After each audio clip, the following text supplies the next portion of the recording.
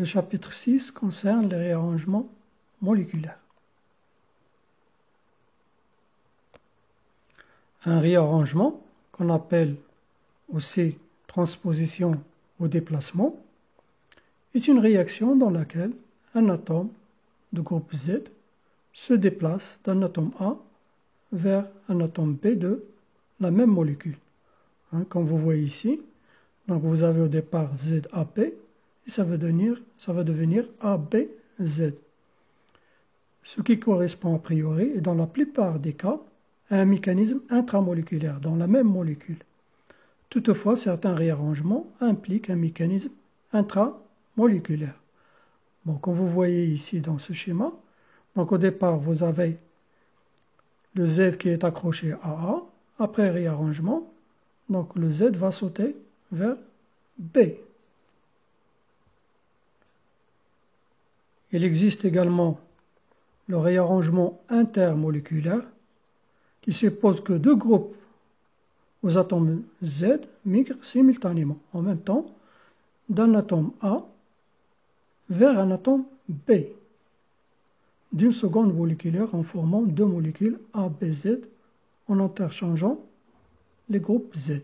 Quand vous regardez ici, deux molécules qui se ressemblent, donc le Z vient ici, et le Z de l'autre molécule vient ici, ils vont échanger leur Z. Donc on va retrouver avec deux molécules ABZ, ABZ. Parmi les réarrangements principaux, vous avez le réarrangement nucléophile. C'est un réarrangement très fréquent. Le groupe qui migre est le nucléophile. Il est en général riche en électrons, tels que R- ou H-. Dans l'exemple 1 que vous avez, c'est un réarrangement de carbocation N-propyle primaire en carbocation isopropyle secondaire. Donc vous avez ici, c'est un carbocation, vous avez une charge plus, carbocation N-propyle, le normal. Donc vous avez la migration de cet hydrogène de ce carbone vers ce carbone-là. Donc la transposition d'un atome d'hydrogène. Et là on obtient le carbocation isopropyle. Alors bien sûr, là vous avez un carbocation primaire et vous allez vous retrouver avec un carbocation secondaire. Donc ce qui fait que vous avez une augmentation de stabilité. Dans l'exemple 2, vous avez le réarrangement du cation 3,3-diméthylbutadiène par transposition dans ce cas d'un groupe méthyle. Donc regardez ici ce carbocation qui est un carbocation secondaire, va connaître la migration de ce groupement méthyle vers ce carbone et on va se retrouver avec un carbocation tertiaire dans ce cas. Donc c'est un réarrangement électrophile. En général, les réarrangements électrophiles, pauvres en électrons, sont très rares. Le groupe qui migre est électrophile, tel que R+, H+, car il n'entraîne pas son doublet de liaison. Mais on ne va pas les traiter dans ce cours. Dans les exemples généraux, la migration a lieu sur deux atomes adjacents, l'un à côté de l'autre. Il s'agit donc d'un réarrangement 1,2. On dit qu'il est sigma-tropique, dans la mesure où ce sont les liaisons sigma qui sont affectées par ce processus. Bien sûr, il existe des réarrangements 1N, ça veut dire de l'atome 1 vers l'atome N, mais ils sont moins fréquents.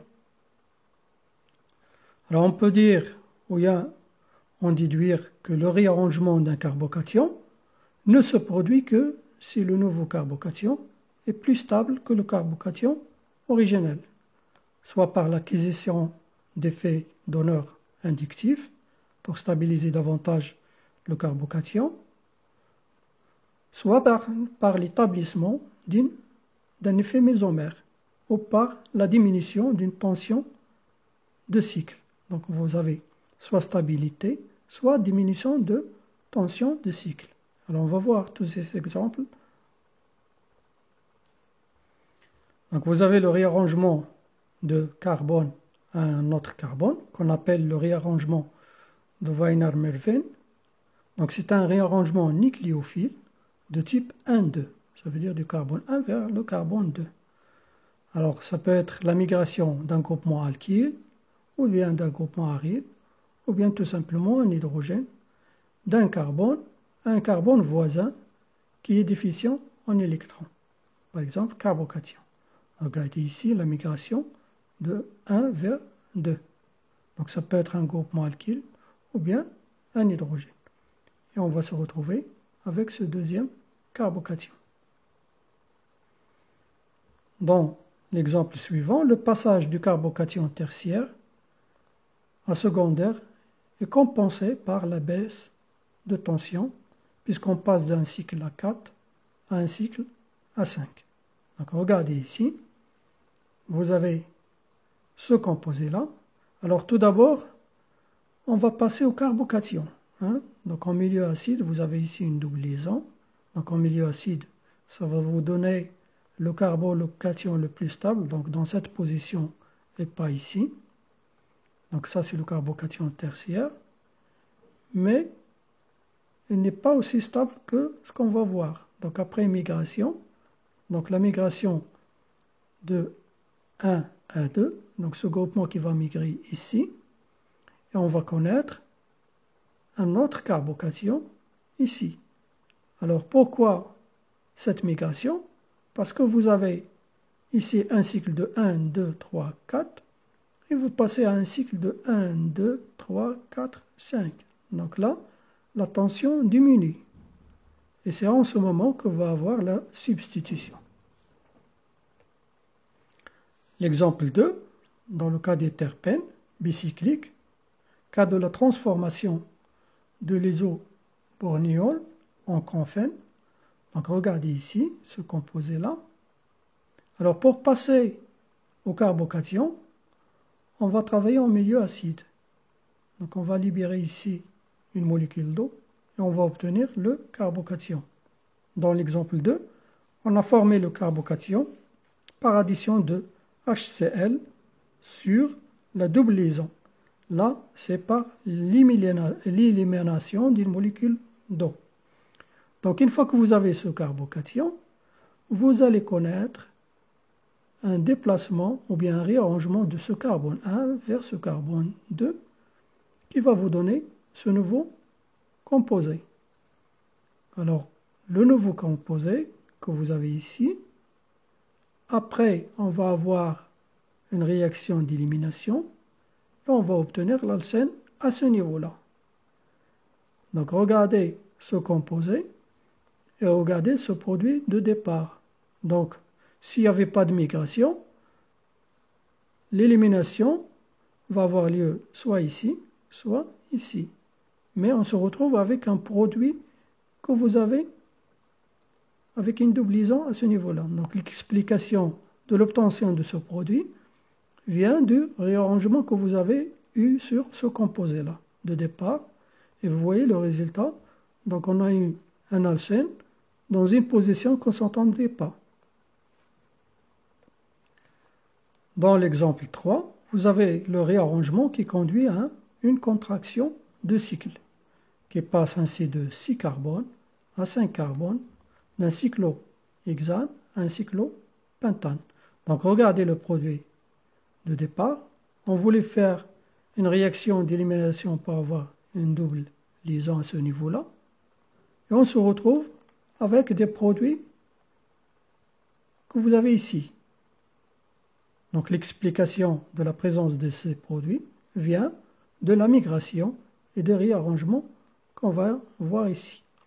Alors comme je vous ai dit, pour avoir le carbocation, on va travailler en milieu acide, donc groupement partant qui est une molécule d'eau ici, va vous donner le carbocation et la migration de ce groupement en méthyle va se faire à ce niveau-là pour avoir un carbocation tertiaire. Et là, vous allez obtenir ce produit-là. Donc vous voyez le produit, la double liaison est localisée à ce niveau-là et le méthyle qui est ici. Alors qu'au départ, le méthyle qui est à côté de ce méthyle-là. dans le même carbone sur ce méthyle. Donc vous voyez, le réarrangement a donné un produit qu'on ne s'attendait pas. Alors d'autres possibilités peuvent arriver dans ce carbocation, puisque vous avez deux groupements méthyle et ce groupement-là. Donc on peut avoir la migration soit de méthyle, mais aussi on peut avoir la migration de cette partie-là, puisqu'il se trouve sur le carbone 1. Donc carbone 1, 2. Donc on peut faire migrer soit ce méthyle, soit cette partie de cycle. Alors si on fait migrer cette partie de cycle, qu'est-ce qu'on va voir? Voilà ici, donc migration de cette partie. On va avoir un cycle à 5 carbones au lieu de 6 carbones. Alors bien sûr, après, vous pouvez avoir la réaction d'élimination et on peut former cette double liaison à ce niveau-là, d'accord? Ou bien, on peut tout simplement avoir une double liaison à ce niveau-là. Donc, élimination de cet hydrogène, formation de cette double liaison, soit à ce niveau, soit à ce niveau-là. Donc, on va se retrouver à la fin avec 1, 2, 3 produits. Bien sûr, avec des pourcentages différents. Mais vous aurez les 3 produits. Et l'explication vient de réarrangement.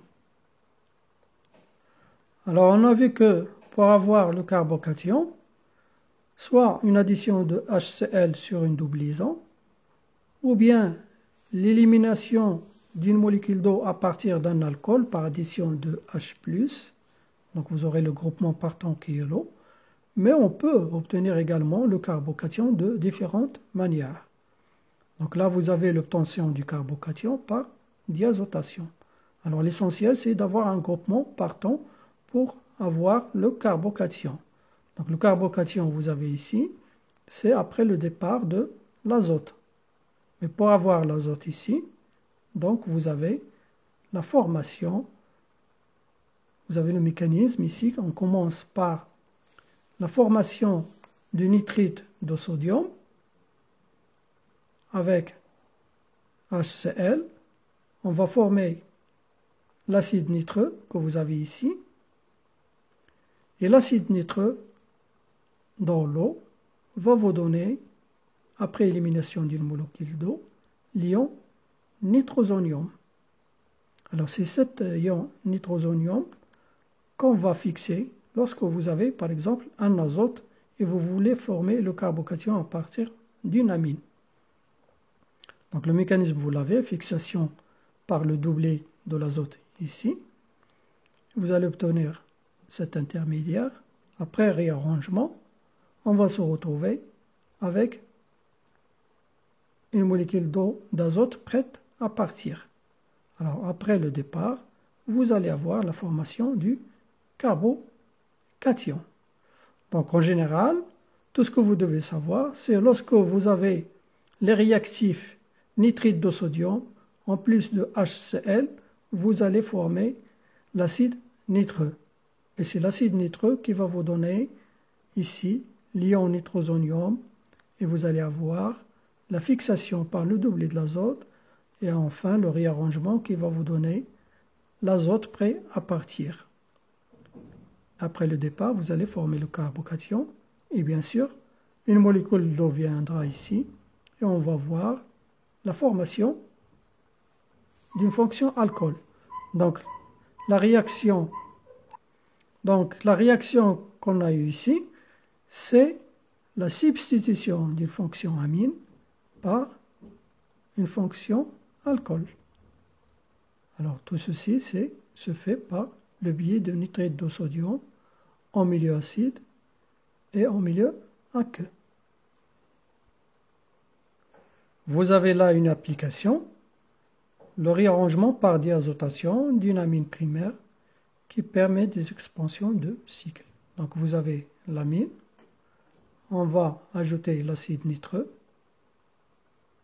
et on va éliminer une molécule d'eau et après un azote, une molécule d'azote pour former ce carbocation. Alors une fois que vous avez formé ce carbocation, en milieu aqueux, on va avoir l'alcool ici. Donc là, une des voies qu'on peut avoir. Mais on peut également, à partir de ce carbocation, connaître un réarrangement que vous avez ici. Donc le réarrangement que vous avez ici, c'est le déplacement du carbone en alpha du carbocation, donc la liaison que vous avez ici en alpha, vers ce carbone-là. Alors qu'est-ce qu'on va voir? On va voir le passage du cycle 5 au cycle 6. Et bien sûr, après, l'alcool viendra ici, l'eau, une molécule d'eau viendra ici pour donner l'alcool. Donc on va se retrouver avec deux alcools, avec un cycle à 5 et un cycle à 6. Et le départ a été à partir d'un seul produit. Donc ce qui explique la présence de ces deux produits, c'est ce réarrangement. Un autre exemple de réarrangement par diazotation, ça veut dire l'élimination de l'azote pour avoir le carbocation. Donc c'est le cas ici. Donc le même mécanisme à partir d'amines dérivées d'hétérocycles, tels que les pyrrolidines, les tétrahydrofuranes, les tétrahydrothiophènes. Donc là, vous avez ce composé. Donc le Z, ça peut être un NH, ça peut être un oxygène, ça peut être un soufre. Dans le cas de NH, c'est la pyrrolidine. Dans le cas de l'oxygène, c'est le tétrahydrofurane. Dans le cas du soufre, c'est le tétrahydrothiophène. Donc après diazotation, ça veut dire l'élimination d'un azote à partir de l'amine par addition de l'acide nitreux, vous allez former le carbocation. Et bien sûr, vous allez avoir un réarrangement, ça veut dire cette liaison qui viendra ici, et après élimination, vous allez former l'arsène.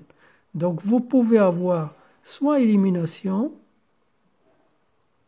donc après l'extension du cycle, ou bien substitution. Donc les deux réactions sont possibles. On n'obtient pas un seul produit, mais un mélange de produits. Alors dans le cas de Z, lorsque Z est un azote, donc vous avez le 1, 2, 3, 4, tétrahydropyridine. Donc ce sont des noms. Vous n'êtes pas obligé de savoir ces noms, mais de savoir un peu le mécanisme pour retrouver ce composé. Donc si on vous demande, par exemple, comment expliquer la formation de ces deux composés à partir de celui-là, vous serez capable. Donc on commence par l'addition de l'acide nitreux, et après vous avez diazotation, donc formation du carbocation à ce niveau-là, et ensuite vous avez la migration de cette partie ici, vous aurez la formation d'un autre carbocation, et bien sûr l'élimination ou bien la substitution. Maintenant que vous avez connu comment former un carbocation, donc on a dit soit par élimination d'une molécule d'eau, ou bien diazotation, ou bien à partir d'une double liaison. Alors maintenant, on va voir le réarrangement pinacolique. Alors qu'est-ce qu'un réarrangement pinacolique? C'est un réarrangement qui affecte certains 1,2-diols, qu'on appelle les glycols, comme le pinacol. Alors, cette réaction se fait en milieu acide et qui fournit des cétones. Et dans le cas du pinacol, on forme la pinacolone. Donc, vous voyez ici, à partir de ce composé, pinacol, on va former le pinacolone. Alors, bien sûr, cette réaction s'explique par un réarrangement. Mais le départ se fait d'un diol 1,2. Les deux fonctions alcool se trouvent sur le carbone 1 et sur le carbone 2. On va expliquer ici le mécanisme dans le cas des glycols symétriques. Donc regardez les diols 1, 2 que vous avez ici, c'est une molécule symétrique. Ce que vous avez de ce côté, vous l'avez de ce côté. Donc la même chose, on va former le carbocation par le départ d'une molécule d'eau en milieu acide. Donc on va former un groupement partant qui est la molécule d'eau en milieu acide. Alors dans ce cas, la molécule est symétrique. Donc que ça soit ici ou ici, c'est la même chose. Donc en milieu acide, vous allez assister au départ d'une molécule d'eau et formation de carbocation. Alors le carbocation ici va subir une migration du groupement méthyle à côté. Donc toujours 1, 2. Donc la migration va se faire ici et on va se retrouver avec un autre carbocation qui porte la fonction OH. Alors le retour de la double liaison, le double libre de l'oxygène que vous avez ici va éliminer cette charge plus et on va former un groupement carbonyle. Alors bien sûr une molécule d'eau viendra pour arracher ce proton et on va fermer ce produit d'arrivée. Donc on est parti d'un diol que vous avez ici et on a formé une cétone. Et ceci par le réarrangement qu'on appelle le réarrangement pénacolique. Alors maintenant qu'on connaît le mécanisme, donc on va développer un petit peu et on va voir le cas des glycols qui ne sont pas symétriques. Vous avez les groupements R1, R2, R3 qui sont différents. Dans ce cas, on va voir lequel va migrer, ainsi de suite. Alors là, vous avez des facteurs qui déterminent l'aptitude de migration. Donc le pouvoir donneur d'électrons du groupement aptitude décroissante à migrer. Donc vous avez par exemple les groupements qui migrent plus que d'autres. Par exemple là, vous avez un groupement plus donneur, donc c'est lui qui va migrer. Si vous avez les deux groupements, ou bien les 4 groupements, donc là, par ordre de migration. Donc en général, l'hydrogène migre un peu moins que le phényl et un peu moins que le méthylphényl ou le méthoxyphényl. La même chose, lorsque vous avez des groupements alkyles, plus vous avez de groupements donneurs, plus le groupement migre davantage. Donc le carbone que vous avez ici, qui porte 3 groupements R, va migrer beaucoup plus que le méthyle.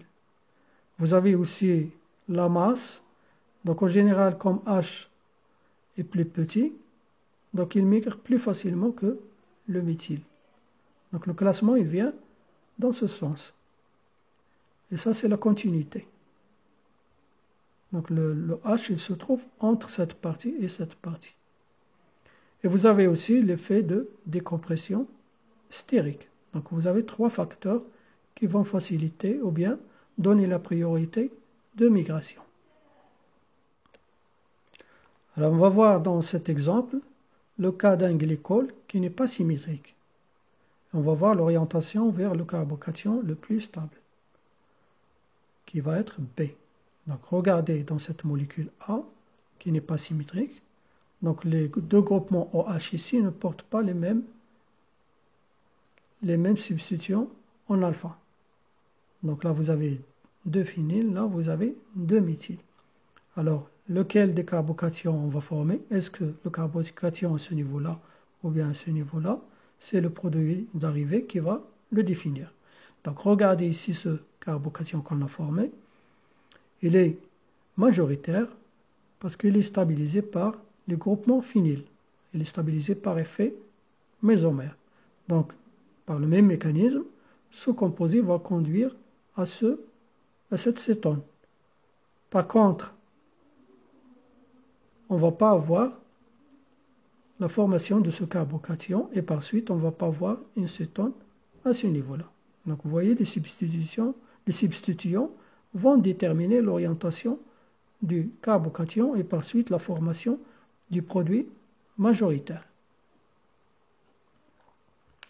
Dans l'exemple suivant, on va voir que la migration du phényl respecte l'ordre de priorité des groupements migrants qu'on a vu tout à l'heure. Donc vous avez cette molécule qui est symétrique, de ce côté-là, donc elle est symétrique, mais vous n'avez pas les mêmes substituants. Alors, on va voir lequel va migrer, est-ce que le phényl ou bien le méthyle. Dans ce cas, la formation du carbocation est symétrique, donc que ce soit dans ce carbone, sur ce carbone ou sur ce carbone. Mais ce qui va différer ici, c'est la migration. Donc d'après le classement qu'on a vu, c'est le groupement le plus riche en électrons qui va migrer. Et comme vous savez, le phényl est plus riche que le méthyle. Donc vous avez vu le classement. Et dans ce cas, c'est le phényl qui va migrer. Donc le retour de ce doublet va nous donner ici la formation de l'acétone. Donc vous voyez ici, après migration, donc la migration, on va former le carbocation, le doublet de l'oxygène reviendra ici, et après le départ de ce proton par une molécule d'eau, on va former ce composé qui est une cétone, mais à ce niveau-là. Et on va se retrouver avec le 2-phényl du même côté.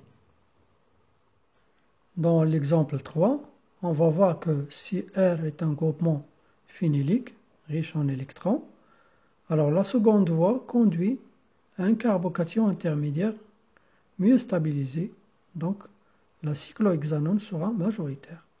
Donc vous voyez ici le diol, on peut former le carbocation à ce niveau-là, ou bien à ce niveau-là. Donc après le départ d'une molécule d'eau, que ce soit celle-là ou celle-là en milieu acide, donc on va former deux carbocations, ce carbocation ou bien ce carbocation. Donc le retour de ces deux doublets va imposer la migration de ce groupement R. On va obtenir dans ce cas ce produit-là, et dans ce cas, la cyclohexanone.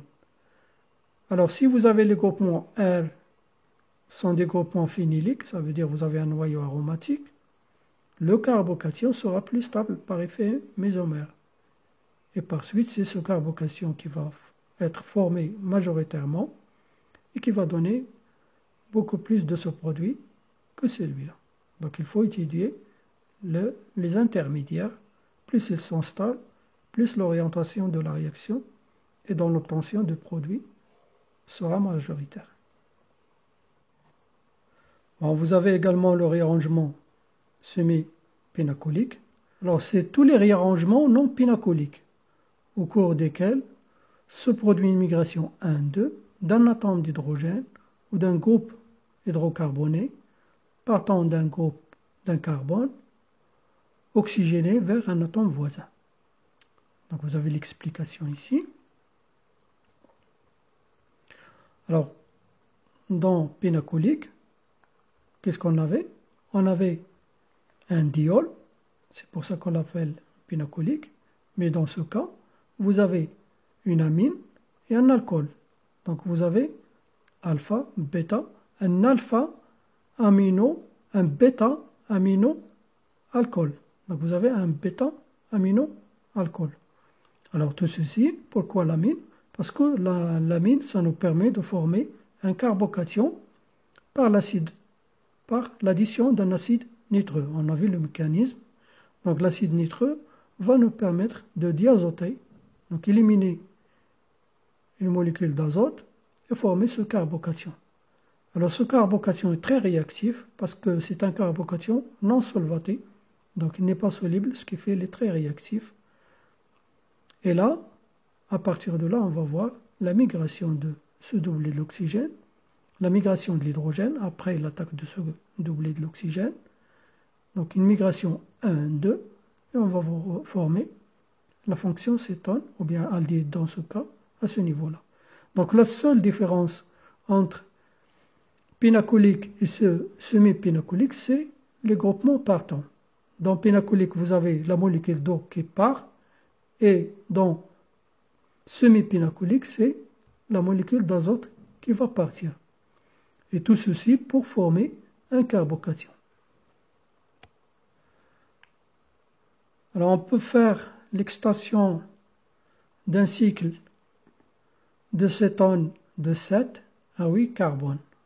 Regardez ici, on est parti d'un cycle de 7 carbone à 8 carbone, ou bien on peut partir d'un cycle à 5 carbone à 8 carbone par le mécanisme suivant. Alors pour cela, on a besoin d'un bêta, donc un bêta amino alcool. Regardez ici, alpha, bêta. Donc l'amine et l'alcool ils sont en position bêta. Alors pour faire une fonction amine à ce niveau-là, en bêta de l'alcool, on va faire une petite réaction par addition sur le groupement cétone ici d'un groupement nitroalkyle. Donc ça peut être un R1 sur un groupement nitro. Dans ce cas, on a pris l'exemple de la nitrométhyle. Alors en milieu basique, on peut utiliser également le HCN. Donc tout ceci pour former un bêta-aminoalcool. Donc vous avez le mécanisme de cette petite modification ici. Donc voilà. Donc dans une base, on va pouvoir additionner l'aminoalcool. Donc on va éliminer ce proton-là. Hein, parce que là vous avez un proton qui est très acide, puisque vous avez ici un groupement nitro. Donc on va éliminer ce proton. Et l'attaque de ce carbanion va se faire sur l'acétone. Donc on va passer à cet intermédiaire qui est un bêta-nitro-alcool. Alors bien sûr, le groupement nitro va être réduit par l'hydrogène, ou bien H- par exemple, une réduction du groupement nitro va vous donner l'amine. Donc on passe du nitro à l'amine. Et comme ça, on va préparer la bêta-amino-alcool. Alors je reviens à notre exemple. Donc on va former la bêta-amino-alcool à partir d'une cétone par l'addition d'un nitroalkyle au milieu basique et la réduction par l'hydrogène H-. Donc on va obtenir ici ce composé. Et qu'est-ce qu'on va faire? On va former le carbocation. Alors bien sûr, le carbocation, il va être formé par l'addition de l'acide nitreux. Et l'acide nitreux, c'est soit on vous donne l'acide nitreux exact, tout simplement, ou bien on vous donne les produits pour former l'acide nitreux, qui sont le NaNO2 avec en milieu acide. Donc tout ceci c'est pour diazoter, ça veut dire éliminer une molécule d'azote. Alors bien sûr on va former le carbocation et là on va assister au réarrangement. Donc la migration du doublet de l'oxygène va imposer, donc le déplacement du doublet de l'oxygène que vous avez ici va imposer la migration de cette partie vers ce carbocation et on va voir l'extension de cycle. Comme ça, on va passer du cycle 7 au cycle 8. Alors bien sûr, après l'élimination de ce proton par une petite molécule d'eau, on va former cette cétone à 8 carbone. Alors parfois, on peut avoir des réarrangements qui sont stéréospécifiques, comme le cas ici, par l'intervention d'un effet électronique. Donc regardez ici, l'acide nitreux qui va nous permettre de diazoter, donc faire le départ d'une molécule d'azote. Et dans ce cas, regardez qu'est-ce qu'on va voir. On va voir l'assistance de cette partie-là. Donc c'est un groupement phénylique qui va être en position trans avec le groupement partant, pour des raisons stériques. Donc on va former cet intermédiaire. Et bien sûr, cette liaison va revenir ici, après. Et on va former ce carbocation bien spécifique. Donc regardez ici, vous avez un carbone asymétrique. Donc on ne va pas obtenir un mélange d'isomères, mais un seul stéréoisomère. Alors bien sûr, on va former l'acétone après, mais on ne va pas voir un mélange racémique. On va voir un seul composé. Et tout ceci, pourquoi? Parce que vous avez ici une diazotation bien définie, parce que la diazotation ne peut pas avoir les deux composés ici à ce niveau-là. Donc la molécule ne peut pas tourner ici. Pourquoi? Pour des gènes stériques, tout simplement. Dans ce cas aussi, on connaît l'ordre de migration qui a été respecté. Parce que vous avez le groupement phényl et vous avez ce groupement, le méthoxyphényl, et c'est méthoxyphényl qui a migré de là à là, pas le phényl. Donc on a respecté ici l'ordre de migration. Et on va se retrouver avec un seul produit. Alors des fois on peut avoir une insistance en chimérique. Alors, c'est quoi une assistance en chimérique? C'est un groupe voisin qui peut provoquer le départ du groupe partant formant une liaison. On dit qu'il y a une assistance en chimérique. Alors, la vitesse de la réaction peut être accélérée au ralenti lorsqu'on observe un maintien de la stéréochimie. On a ce qu'on appelle une assistance en chimérique. Donc, en général, lorsque vous avez une assistance en chimérique, vous n'allez pas obtenir un mélange racimique. Vous allez obtenir un seul produit. C'est ce qui explique l'assistance en chimérique. Donc, regardez dans cet exemple. Donc là, vous avez le groupement partant que vous avez ici, c'est le X. Donc, normalement, vous devez avoir la charge plus à ce niveau-là. Mais comme vous avez cette double liaison, vous avez une assistance de cette double liaison puisque la molécule n'est pas flexible. Donc cette liaison qui viendra ici et qui va faciliter le départ de X. Et dans ce cas, le carbocation va se former à ce niveau-là. Donc regardez la formation ici, alors que c'était prévu à ce niveau-là. Et bien sûr, le nucléophile viendra s'installer ici. Donc c'est une réaction de substitution nucléophile. Et on va former ce produit-là au lieu d'un autre produit ici. Alors, dans cet exemple 4, on va voir un autre groupement partant. Donc, tous les groupements partants que vous avez vus jusque-là, que ce soit le Cl, Cl-, ou bien une molécule d'eau, ou bien une molécule d'azote. Alors, il y a aussi un autre groupement partant qui est très utile pour certaines réactions qui ne demandent pas de présence d'eau. Voilà, c'est ce qu'on appelle le monotosylate, qui va être utilisé comme groupement partant. Bien sûr, pour spécifier le réarrangement moléculaire souhaité. Alors là, vous avez des conditions pour former le monotosylate. Donc en général, c'est à partir d'un alcool. Donc vous avez un mécanisme ici. Mais ce qui est intéressant, c'est la formation de O-tosylate que vous avez ici. Alors ce O-tosylate est un groupement partant dans ces conditions. Donc les conditions pour faire partir l'otosylate sont ici. Donc vous avez ce composé qui va servir de catalyseur de la réaction. Et après le départ du tosylate, on va former ici le carbocation. Et c'est à partir de là que le retour de cet oxygène va permettre la migration de ce groupement-là. On va obtenir ce composé intermédiaire. Alors l'otosylate, on peut le préparer par exemple à partir d'un diol.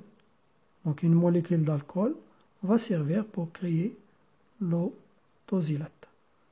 Donc voilà la réaction qui va nous permettre de fixer ici l'otosylate. Donc après, vous avez le départ et la formation du carbocation. Et une fois que vous avez le carbocation ici, vous avez ce réarrangement. Alors des fois, ces réactions elles sont même concertées. Ça veut dire qu'on n'a même pas la formation du carbocation. L'attaque et le départ en même temps. Et on va passer à ce composé avec une cétone et un cycle à 5 et un cycle à 7. Dans cet exemple, vous avez le réarrangement des époxydes lorsqu'ils sont traités par des acides de Lewis ou bien des acides protiques. Alors pourquoi les époxydes? Parce que leur ouverture va nous permettre la formation d'un carbocation.